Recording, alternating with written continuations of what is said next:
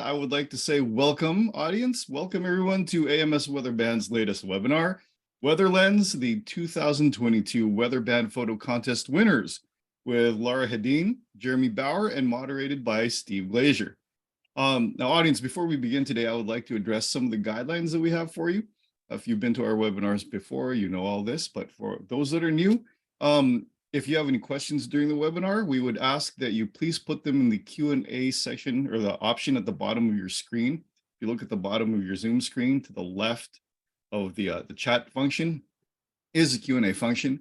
And we ask that any questions that you might have be placed in there so that we can make sure that the panelists and the moderator have just one place they need to go to address the questions that you might have. Any chats and comments or whatever you can put in the chat, but the questions we want in the Q&A. We will also have some specific time for questions from the audience at the tail end of the presentation, or depending upon the flow of the presentation throughout the presentation as well. Now, I would like to introduce today's moderator and presenters. So yes, Steve, Laura, and Jeremy, thank you so much for joining us.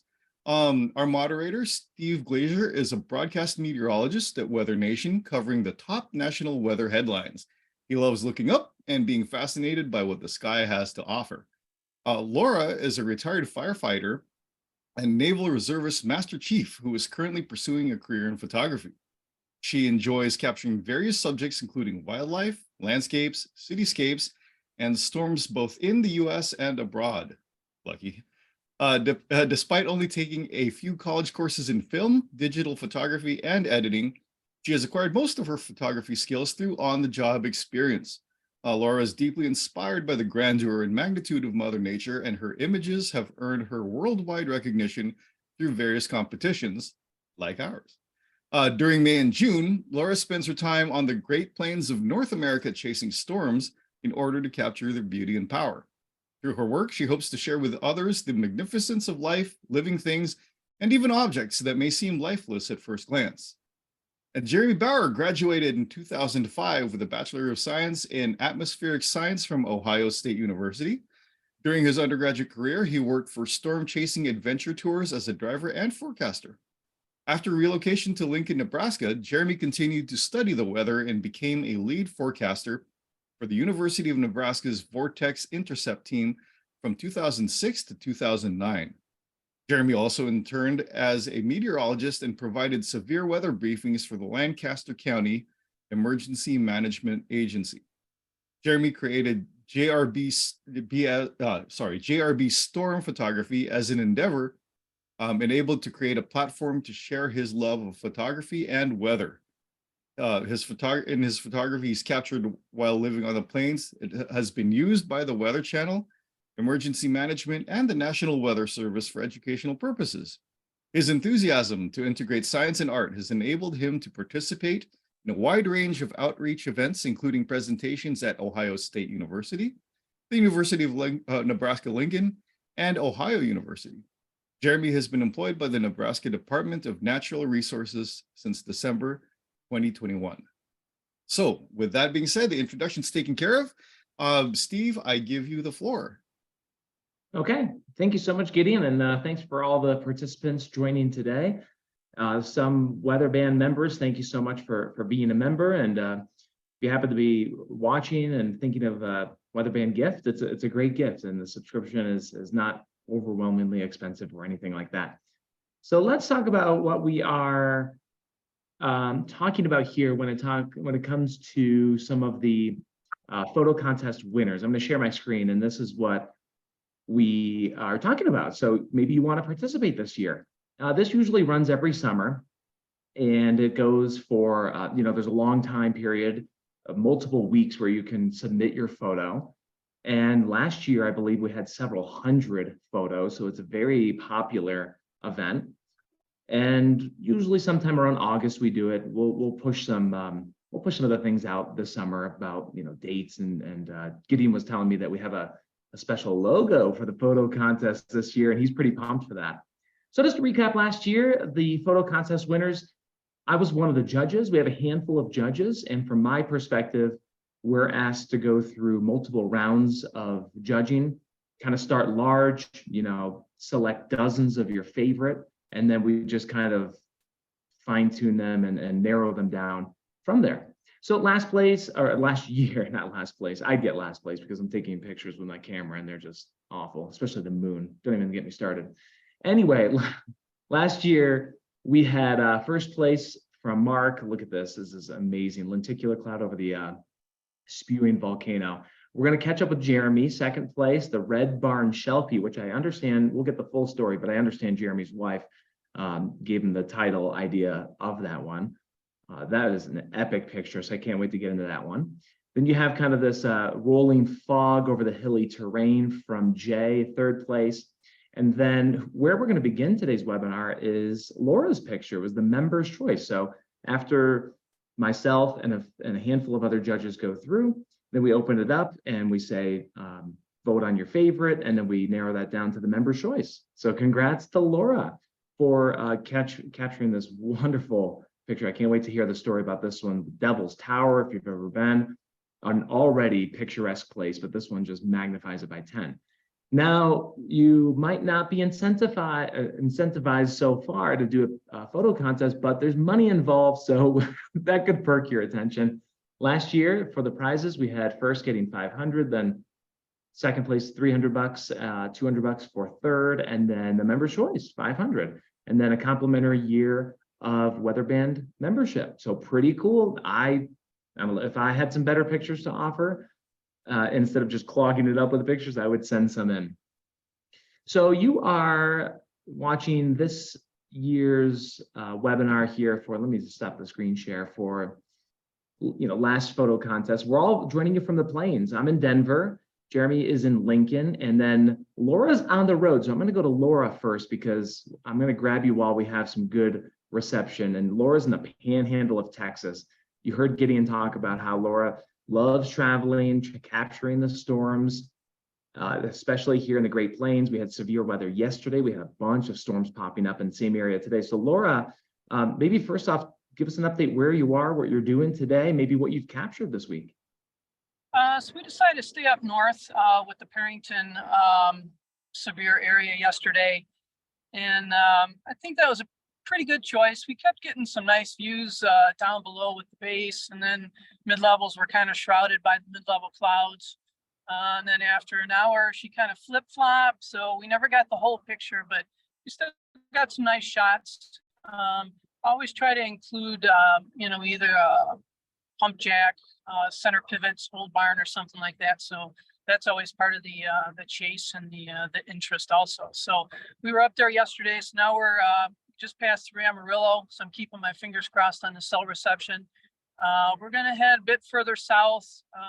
We're thinking about another area in New Mexico also. So I don't think we're at the have to pull the trigger and make a decision on one of those two areas yet, but it's getting closer. We're going to have to do that. So we'll just kind of see. Not real high hopes for today as far as storm organization and morphology, but that's the fun of it. If this were predictable, it'd be boring. So we'll see what we have. Yep. I amen that comment so much. It would be so boring if it was predictable. So you're on my end, your reception is crystal clear. So we'll jump right into last year's member's choice. Congrats on the member's choice picture. Was that taken last year? And tell me the story behind it. All right. I did write some notes. So that was taken June 18th of 2019. And that's kind of, in my opinion, one of the iconic shots that a lot of storm chasers try to catch. You try to get a good storm in an iconic symbol of America. And, Devil's Tower obviously is a pretty big one. So road network out there is kind of shady. On that particular day, I was with, one thing I do want to mention real quick is, and I happen to be with them today, is a lot of my shots, actually most of my storm chasing shots, I would not get if it was not for Dr. Walker Ashley and Dr. Victor Gensini. They are professors at NIU, and I'm very blessed to chase with them. So obviously they make all the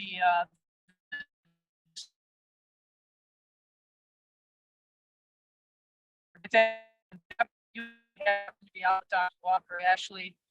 And that we thought there were going to be storms around there. So instead of kind of chasing the storms, we actually stayed around that area hoping that the storm would come to us, which doesn't happen real often. But again, it was one of those low risk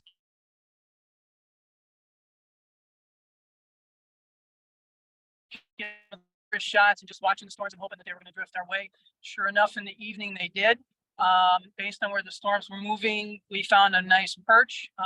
We hung around there for, I think it was about an hour, getting some shots. And you know, when you're shooting these shots, the lightning shots in particular, you have no idea what you're going to get. You don't know if it's truly in focus, if the camera settings are right. We'll get a little bit into the camera settings, but so we just started shooting and I was getting more and more excited, and you really don't know for sure what you have until you get back to the computer. That was the longest after the storm passed and we were packed up and headed back to the hotel. I think we had at least an hour drive. That was the longest drive of my life because I knew I had maybe 2 to 3 really great shots.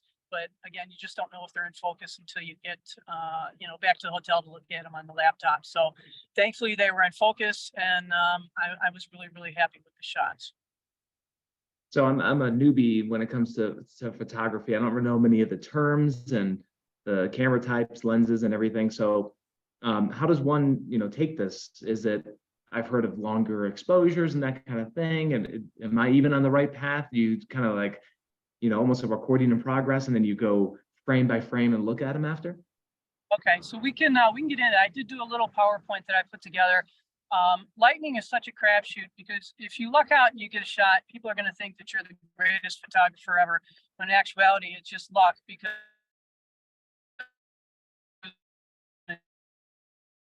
storms there. So you just have to kind of have the right camera settings. Let me jump back to one point that I did want to make also. One of the things that was suggested we talk about is how to choose the images for contests. One thing I have to make sure that I reiterate is don't get emotionally attached to the images that you take. There's always fun stories and nice little anecdotes with the stories, but if you get attached to the image that way and think it's great because of the emotion, you tend to ignore some technical things that might be wrong with the image and wouldn't even make it out of the first round of voting. So I would suggest that if you're submitting contest images, that you have some assistance with an unbiased person who doesn't have the emotion, you know, that you might because you took the photo. So with that, are we able to spin up that PowerPoint? Copy that, Master Chief. Oh gosh, Master Chief me. So some of the things with the lightning, these are things that I have found to be successful. This works for me. It's not going to work for everyone. I might say some things and you're like, what the heck is she talking about? But these have worked for me. And like I said, I think I've had pretty good luck with this. I will shoot in manual mode, and the sliding variables that you can control would be the ISO, the aperture, the f-stop, and the shutter speed. And those 3 things, whenever I'm shooting, it's always a kind of a push-pull, give-take sort of thing. This is pretty much specific to lightning. So ISO, go ahead and flip the slide. We'll talk about ISO first. And what I'm going to talk about is kind of mid-range. It's not really beginner photography, and the experts will probably go ho-hum. So this is kind of mid-range, and hopefully I'm reaching most of the audience that's here listening. For the ISO, what I like to do is I keep it as low as I can at all times. I mean, that's for the most part just a good rule to follow for any type of photography. Consider it a sliding variable. So if I'm shooting, excuse me, and it's say maybe early evening, even afternoon, I'll keep the ISO as low as possible. And what that does is that will enable me to keep the shutter open longer. In the higher ISO, you also get what you call what is considered noise, and that requires a lot of post-processing effort to get that noise out of there. So my ISO will vary from 100 or lower when I'm starting and it's still light out. And last night we were coming into Pampa, and I think my ISO I was shooting as high as 6,400. Cameras, Sony, Nikon, Canon, they're all great cameras. Nikon known maybe a little bit better for its nighttime photography. I happen to shoot Nikon and I really love that brand. once you get into that brand, you're kind of stuck with it though.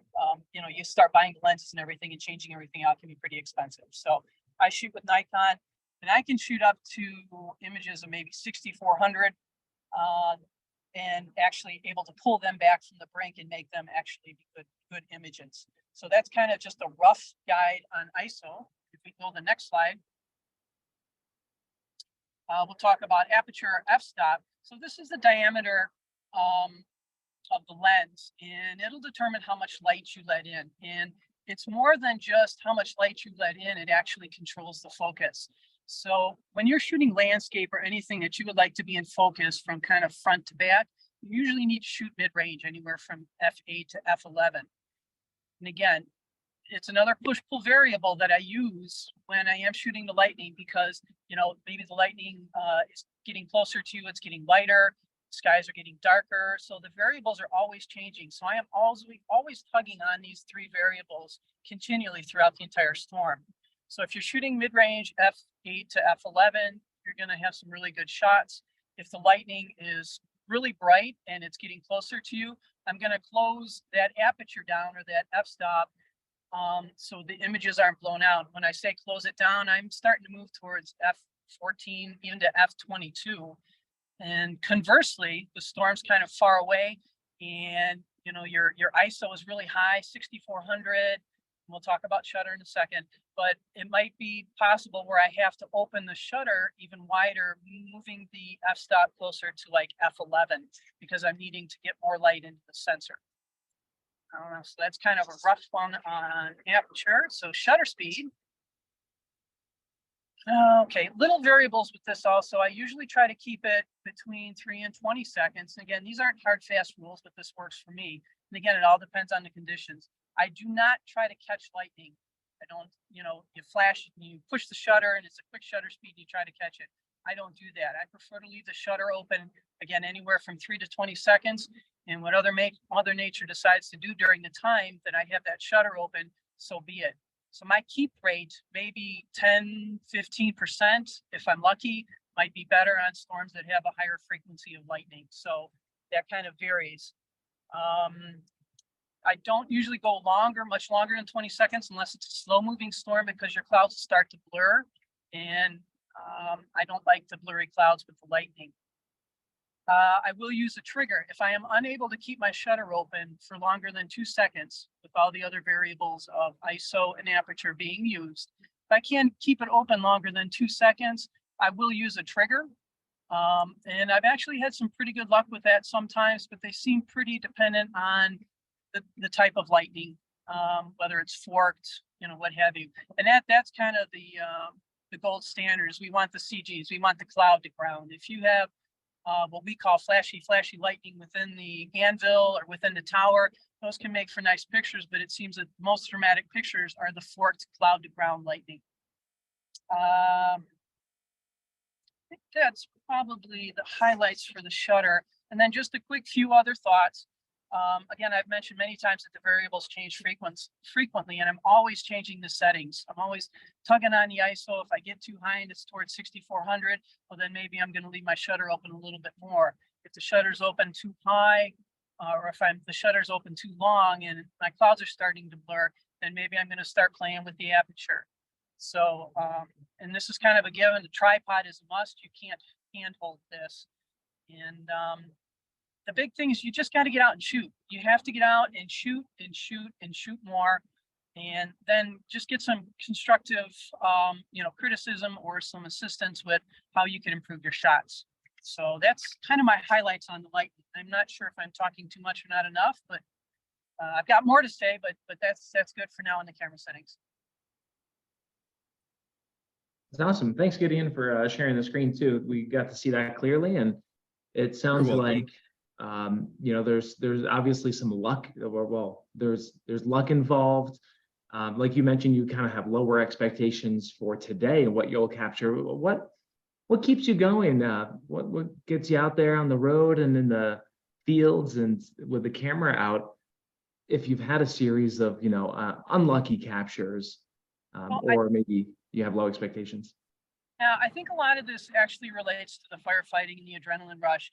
being underneath these storms, they feel like they're alive, and to be able to try to capture them is really a challenge. I really enjoy it. It's fun being on the road. I really enjoy chasing with these two gentlemen. And you never see the same thing twice. It's always different.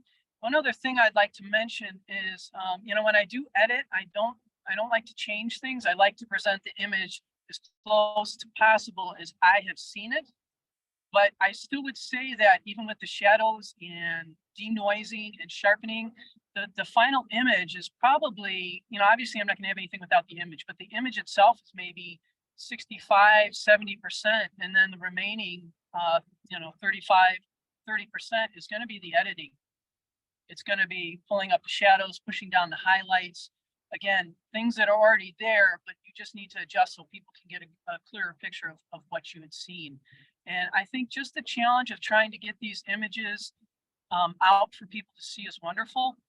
Of course, I would lie if I didn't say it's a rub to see your stuff on magazine covers and things like that. But what I'm finding is I really do enjoy on Facebook every morning. Between the wildlife and the storm chasing images, I usually post maybe 3 to 4 of those types of images in the mornings, just for people to enjoy, because they might not be able to get to all the places, that I'm blessed to get. So I think sharing is a big thing, and I really, really do enjoy that, as simple as it sounds. That's what's beautiful about this day and age. You can just share it and share your experiences, and they can see it, and it puts a smile on their face. I guarantee it. So where do you kind of find the balance from editing? Because I'm sure you want to keep the picture in its raw form, but you also want to make it true to what you saw with your own eyes. How do you know if you've edited too much or maybe not enough? My friends tell me really quick. If I get a little crazy with the HDR, I call it clown vomit, and it gets a little crazy, just a little bit too cartoony. I think I'm kind of getting away from that these days. And boy, to find the happy medium, I just try to remember in my mind what I saw, what was, the most exciting area. The cameras these days, I'm blessed that I have very, very good equipment that I shoot with. And, the things that they can do is incredible. But again, if, you have a supercell at 90 degrees, and then a different 90 degrees, you have the sun, your camera is going to be kind of like, oh my gosh, what the heck is going on? And metering and exposure is going to be a problem. So again, you almost have to take a class in Photoshop in editing these days, because it is such a complicated thing to learn how to edit these photos. And again, I just try to remember how it was in my mind, and I just try to bring it back to that spot so everyone can enjoy it. I may take out utility lines, but even I'm getting to be a little bit more of a purist, and even leave that type of stuff in these days, because it's part of the image. And again, I want it to be as I saw it. I don't want to make anything crazy. Okay, my last question for you before I go to Jeremy is at least if I'm taking like a picture on my phone or something, it's just, a cell phone, but I always think that what I see with my eyes is so much more beautiful than what the camera can get. I'm like, oh, the camera never really captures it. Is that true with better equipment, or does the better the equipment get, it really kind of captures what the eye sees? You get some variables on this, a lot of opinions.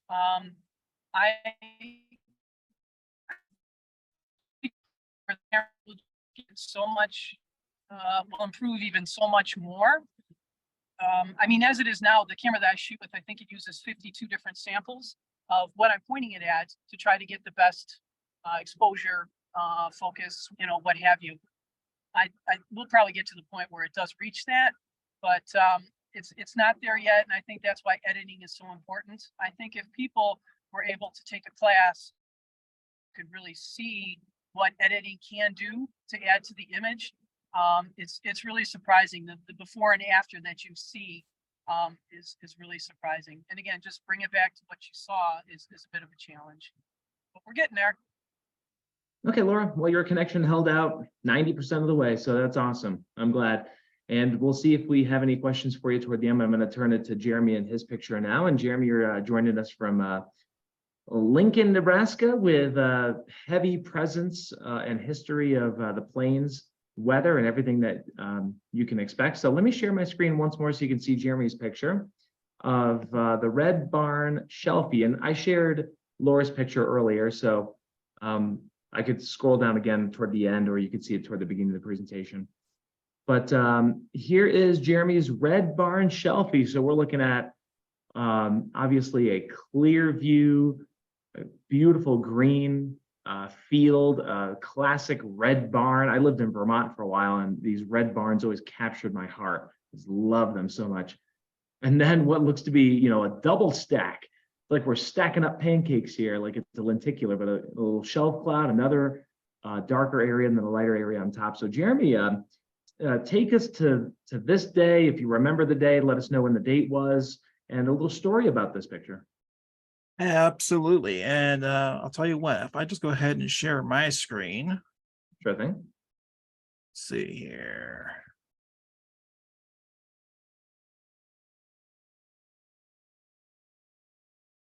All right, hopefully you can see that, and I'll go full here. All right, so the story of Red Barn Shelfie. First and foremost, the title of the image, Red Barn Shelfie, was actually my wife Chantel Fulst, who was also a atmospheric science graduate from Ohio State, so go Bucks. Actually came up with the name of this particular one. I've always the story, the husband-wife team, it's just like, I'm the gadgetry guy. I go out there, I buy all the ridiculous amounts of equipment and everything like that.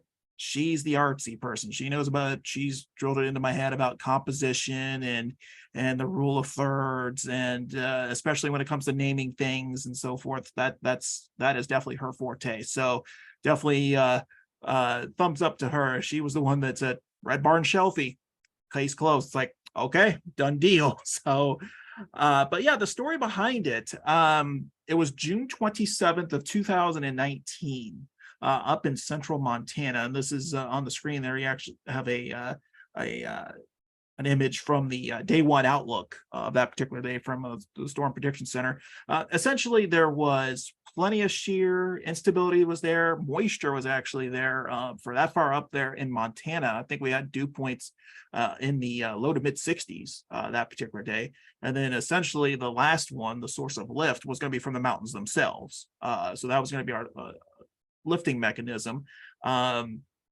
We had those low-level easterly winds, and for anyone that knows about orographic lifting when it comes to the storm development and all that, you have low-level easterly winds transporting all that moist, unstable air. There's magic that can happen, because especially in that mountainous terrain, when you have that more moisture transport, that's going to lower your LCLs, and you could have some very, very interesting rotating storms. That particular day as well, the AFD, that's I have there from the National Weather Service forecast off there in Glasgow, did mention that particular afternoon that there was going to be supercell / multi-cell modes there over the complex terrain of central Montana. So we kind of knew that there was going to be a situation going on somewhere in that central Montana area.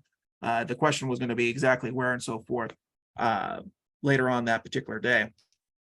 So here's a few images on here. So we actually spent, we were on a storm chase tour this particular event. So we were parked at good old Eddie's Corner on US 87. So if any big gold stars to anyone who happens to know where that is at, they're in just west of Lewistown, Montana. They're on the lower left there. That red star, that is the location of where this event takes place later on. And then there on the right there, you can see this is actually the GPS image from an app called GPS Tracks that we use to actually plot out our daily storm chase. So you can actually go back and remember, it's like, hey, where was this image taken? Well, now we know exactly where, because we have the GPS tracker from that. So again, you can see the red star on that image too. That's the location of where Red Barn Shelfie happened to take place. So yeah, it was all in all a 529-mile drive that day from Billings up there to Glasgow. So it was a full day, even though it didn't look like we went very far. There was a lot of driving that particular day. So you see here now, this is a radar image. The yellow star represents our location when the image was taken. So you can see there the base rate reflectivity. It's 5:47 Central, so this is 4:47 Mountain Time. So you can see there you got a couple different cells. Looks like you got some embedded supercells in this kind of line right here, and this one's kind of heading up towards us. We're probably, I'd say maybe give or take, maybe 20 miles away from the storm as it's approaching us. Now, one thing to kind of break down here as it was going through mentally as far as what we're going to have. First and foremost, tripod. The tripod, I have made an argument in some other talks that I've given previously that the tripod actually might be more valuable to you or a more valuable investment for you than even your camera or lens will be. I have seen cases where people have had thousands of dollars of gear and you're putting it on a $25, $30 tripod. Probably don't want to do that. You want to make sure that you invest in a nice tripod, because the other thing it's going to allow you to do is it's going to allow you to get those slower shutter speeds and use those smaller apertures, kind of similar to what Laura was talking about there earlier, and so forth, to use that. So as an example, this is going to be the show and tell portion of the program. You get it all with me, folks. I mean, seriously. So this is a Sirui. I believe that's pronounced right. It's spelled SIRUI, and it is the ET2004. And basically, all you need to know about this tripod is it's pretty sturdy. But the best thing is for travel purposes is the legs actually bend. So it's pretty easy to, as far as from a travel perspective, it's very, very easy to use while you're out there, chasing and so forth, because you want to keep the equipment light. You want to be easy for transport purposes. So this was this was the tripod I ended up using that particular day. So yeah, it works really well. It's lightweight, but it's pretty sturdy. Talk about shutter release. The shutter release is terrific. It actually allows you to open and shut the shutter on your camera without actually touching it, especially if you use a wireless one. So in this particular case, this is the Velo, and I know my screen's probably a little blurry there, sorry, but it's the Velo FreeWave Plus. It's a wireless remote trigger that you can actually use, and you can actually be up to 300 feet away from your camera and actually open and shut your shutter while using this. So it's terrific. And you have this little remote right here that you use to open and close it. It even has a bulb feature on it. Now the bulb feature is basically you open the shutter and it'll stay open as long as you want to. And then once you want to close it, you just hit the button and it closes it. Works great for lightning as well. As Laura mentioned earlier, when you're doing lightning photography, our philosophies are pretty similar doing those lightning photos. Just open the shutter, you get what you want, you see what you want, you close it, and boom, you got whatever you're going to get there. What was also on on that camera, it was the 24 to 240 millimeter lens. So it's an all-in-one zoom. It's not going to be maybe the best lens out there, but for my purposes, again, traveling light in that particular situation, I was going to be able to get the wide angle shot, and then I was going to be able to zoom in on the barn with that particular lens. So I didn't have to worry about changing lenses necessarily. So in that particular situation, I didn't want to mess around with changing lenses. And then the last thing was being patient, just waiting for the opportunity, waiting for the storm to come off the mountains and see kind of like in terms of composition, getting it lined up there with the barn. So patience is crucial when it comes to photography. So here's this is like 5 minutes before the photo was taken. So you can see here the shelf clouds kind of coming off of the mountainous range there, off the Bighorns. And you can see the red barn, that infamous red barn is just right there. And you see here, I'm about a 20th of a second, f10, ISO 160. So again, pretty wide angle, again, camera's tripoded. I can use the slower shutter speeds. I'm using the wireless shutter release. You got a pretty clean image, pretty solid. The two things that are going to make or break any photo that you take, no matter if you're doing weather photography or if you're doing portraits or just, general vacation photos, it's going to always be, is the picture in focus, meaning is it blurry or not? And did you have your exposure right? So meaning, did you have enough light to deal with? So those are usually the two things that are going to make or break any photo. It doesn't matter what it is. If you've got the right amount of light and you've got the picture in focus, you're pretty much 98.5% there doing that right off the bat. The rest of it's just like the little details and so forth. So here we are. We're getting close to right the time for the picture. You notice the storm is kind of taking a little bit more of a right turn. It's coming more towards us.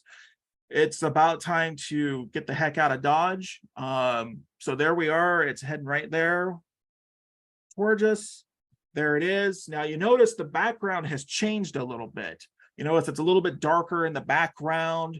As the storm's getting a little closer, that's the rain and probably hail coming in. Got a little bit more backlight too. The sun is actually coming out in different spots. So what's happening here is we're getting some really nice contrast going on. And this is about the time I'm saying, okay, it's probably time to get that particular picture where I want. So essentially here, as the shelf is getting closer, all I gotta say is, okay, take the all-in-one zoom lens, zoom in, and then there it is. This was a tricky picture. It took a lot of patience just waiting for the shelf cloud to kind of come off the mountains.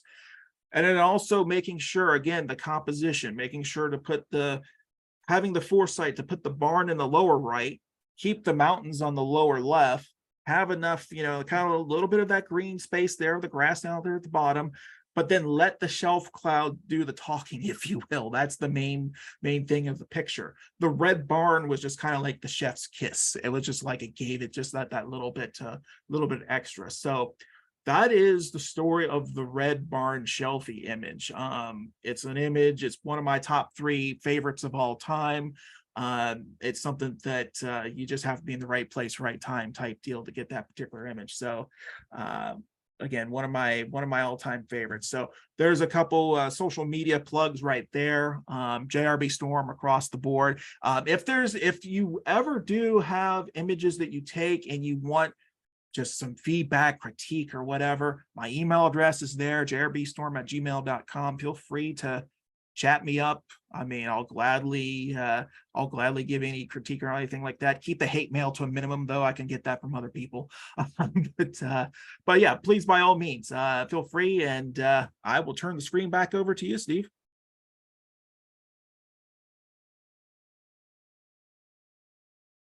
That's awesome, Jeremy. I love all the statistics on the bottom left as you kind of took us through time. It just kind of explains it a lot more. So what do you end up doing with a lot of your pictures that you take? I would say 99% of them end up just, going into just for memory purposes and so forth. We do put a lot of, or at least a decent amount of our images up on the social media accounts and everything with Facebook, Instagram, Twitter, and so forth. The images, I think they're the most things that we do with them now is we use them for education purposes. We actually just attended an event here locally in Lincoln a couple of weeks ago. It was on a Friday night at a local community college. Over 600 people attended. It was just a family science night. And we had this table with probably about, 3 dozen of our images.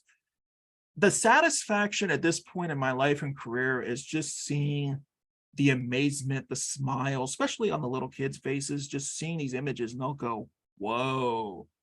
That to me, at least at this point, again, that's the self-satisfaction. And then also explaining things, giving that education, especially not only children, but also to adults as well, wanting to just have this curiosity about the weather. So that's where we're at right now. I think it's just about capturing the images, enjoying life, and then sharing that enthusiasm with others.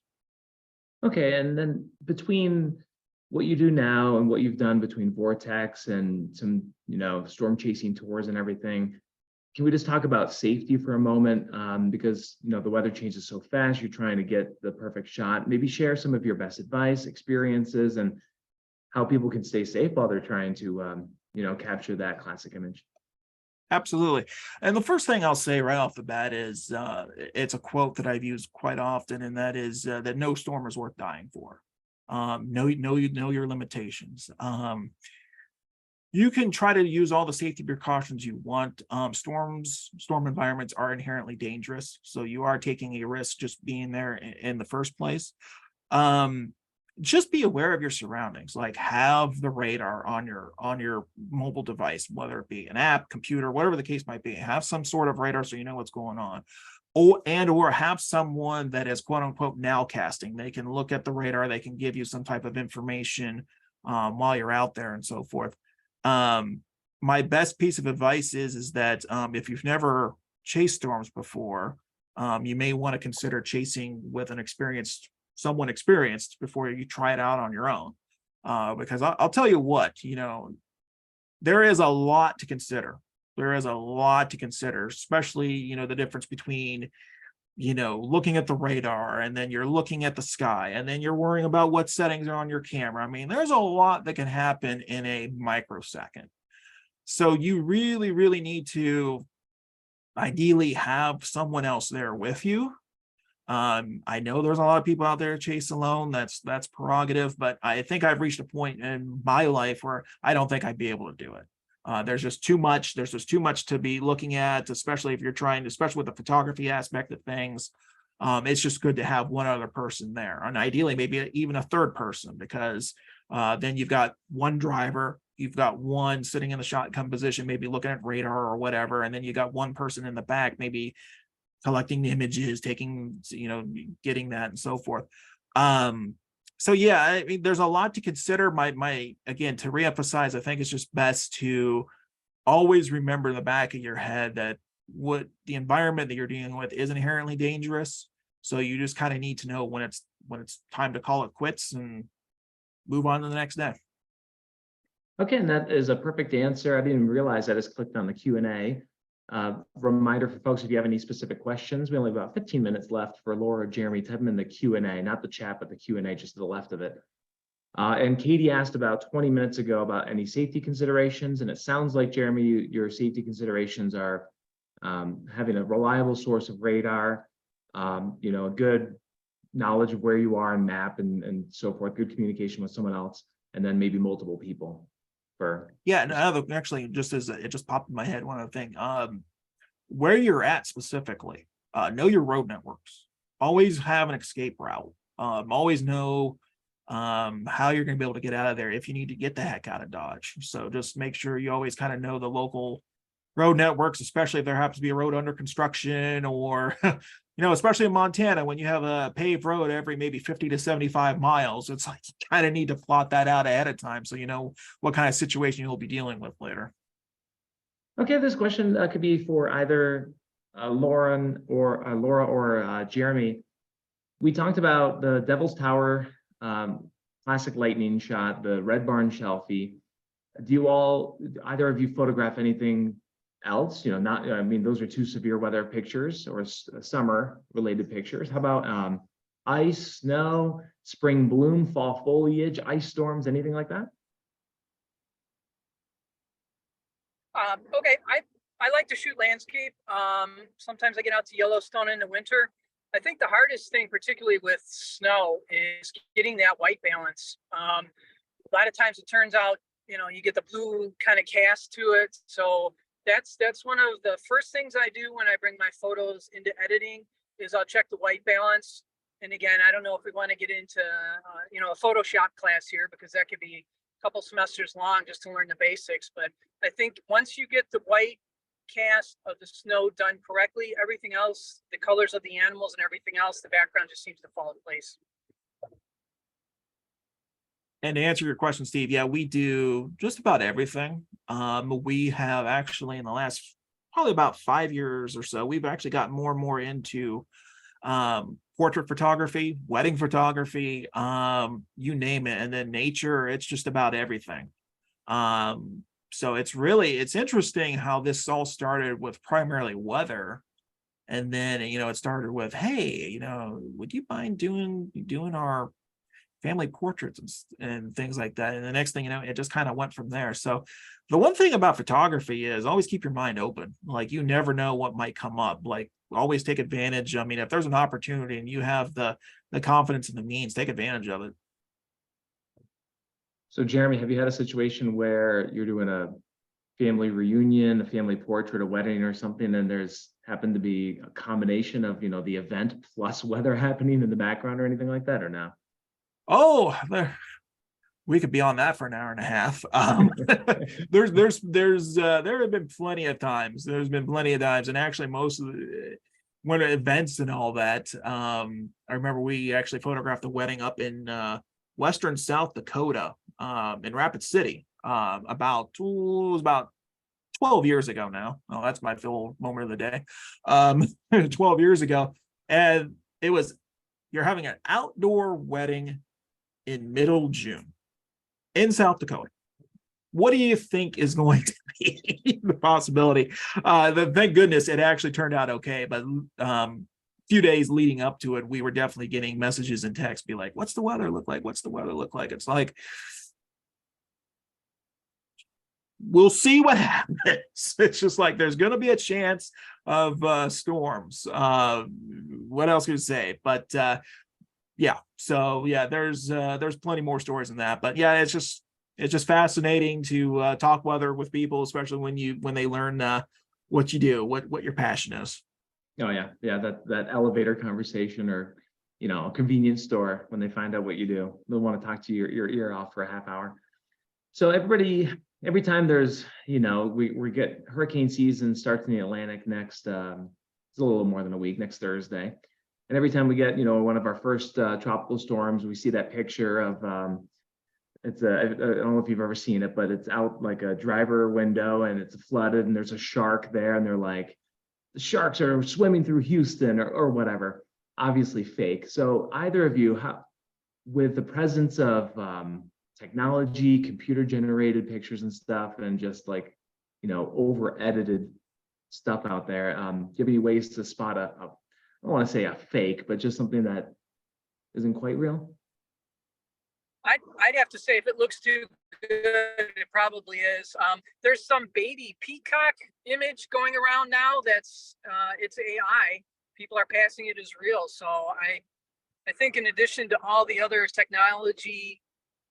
technological advances we've seen within the last 20 years, I think everything just kind of sorts itself out eventually. But when it first hits the news, or hits your eyeballs, it's just kind of shocking. So I actually have no idea. I think we'll just have to wait and see how this AI thing all kind of pans out. But if it looks too good, I hate to be cynical, but it probably is. People say, oh, that image is perfect or whatever. And it's like, there's always got to be a little something that's wrong. And a lot of times for me, that's the telltale sign if it's legit or not.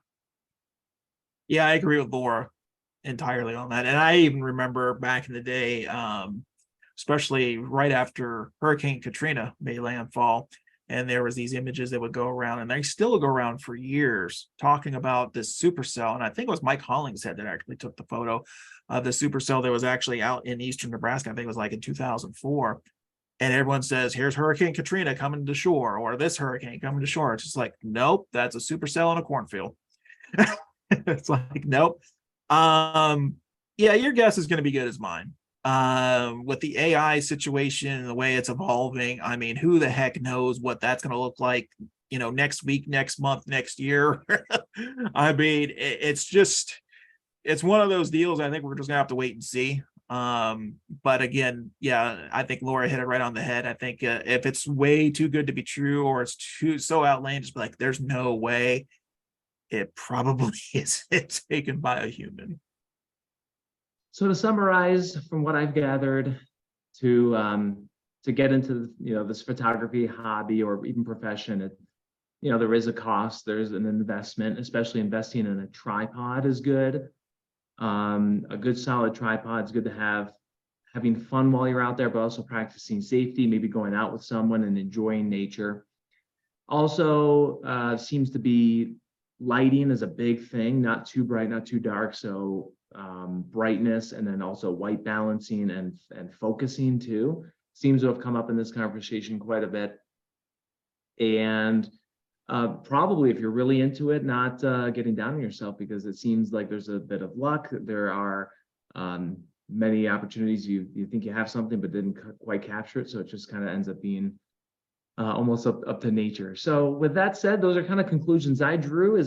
We're kind of winding down in our last 10 minutes. Is there anything else you wanted to add? I know Lori had mentioned there's a whole class on editing, and Jeremy, as I'm sure you have stories for a time, but do you each want to just take a moment? Anything else you want to add before we close out? Yeah, I'll add one quick thing. I think, yeah, I mean, there's different roads. I mean, what the thing about photography is you can talk about so many different things and go down so many avenues.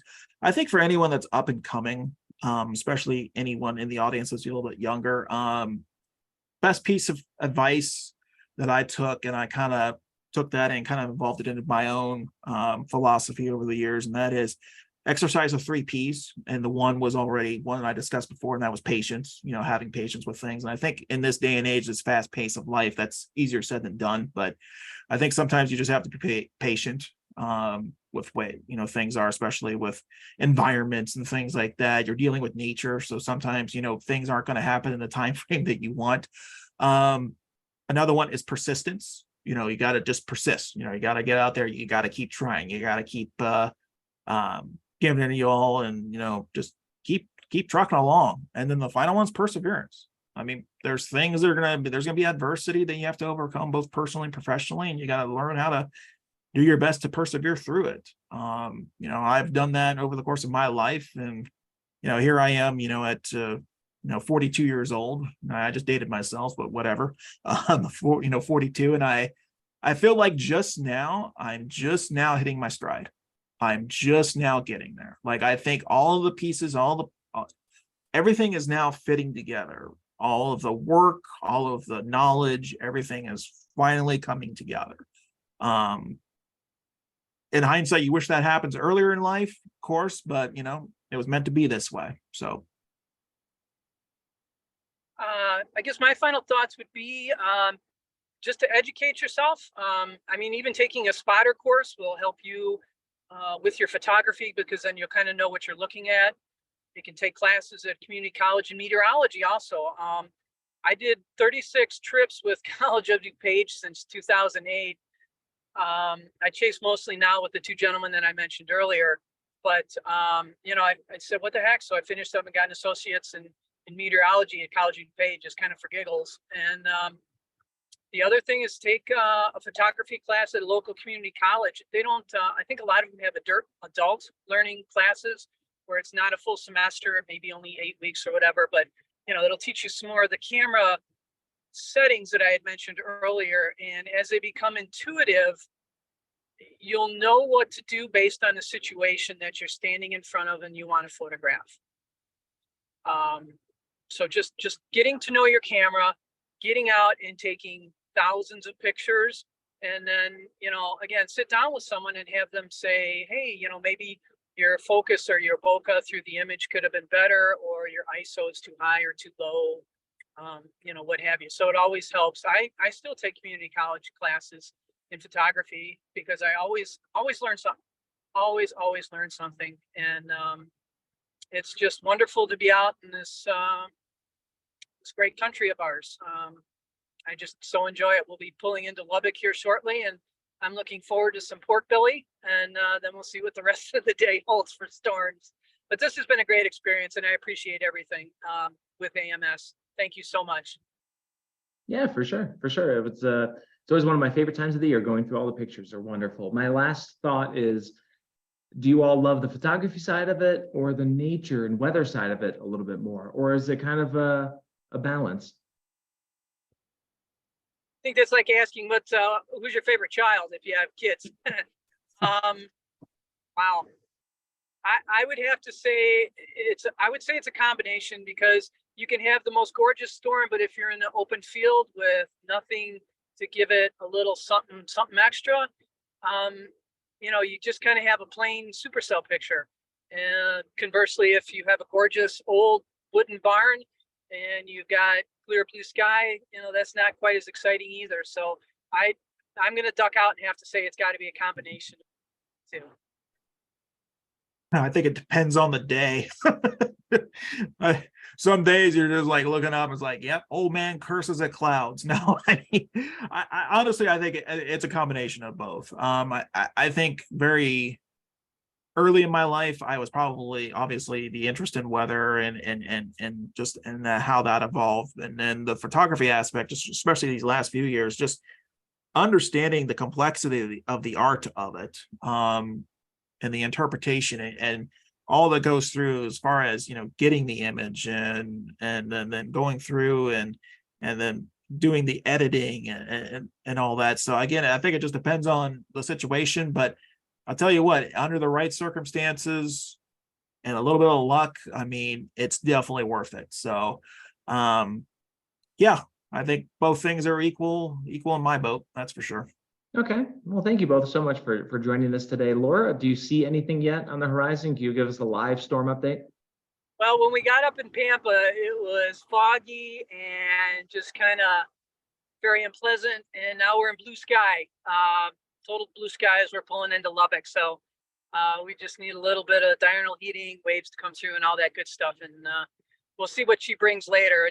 Again, not high hopes, but I'm easily amused also. I don't, yeah, the tornadoes are great and what have you, but just you give me some nice structure and a nice setting and I'm happy. So nothing yet, but we'll see what today brings and the rest of the week and the rest of the month. I'll be out till the end of June.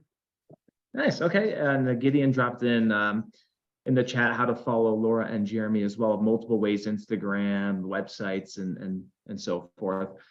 So it sounds like a chance of storms where Laura is, but a guarantee for barbecue for lunch, which sounds amazing, which I'm getting ready for. I'll take it. Okay, well, welcome back in, Gideon. At any point, he'll wrap it up. But again, if you want to participate in this year's photo contest, we encourage you to maybe get out now and try to get some last minute pictures before the contest starts. We're going to do it again, right, Gideon? Oh, absolutely. Absolutely. Okay. And that barbecue for lunch is, I think, the best forecast I've heard in a while, Steve. So thank you very much. Looking forward to that. All righty. Well, thank you so much, Laura, Jeremy, and Steve. Thank you. I can't thank you enough for this very special presentation today. Look forward to working with all three of you again sometime soon. This has been super educational and very engaging. So thank you for that. Audience, all webinars will be available to Weatherband members at amsweatherband.org. And let me put this in the chat here too. For those of you that are interested, please consider joining our AMS webinars mailing list to hear all about our other upcoming webinars. But yeah, if you have any further questions, audience, or if you want to talk about today's presentation, members are welcome to discuss on the Weatherband Community Forum. So with that being said, again, once more, big thank you to Laura, Jeremy, and Steve for bringing this to us today. And yes, have a great rest of your day, everybody. Take care, and we'll see you soon. Bye. So long.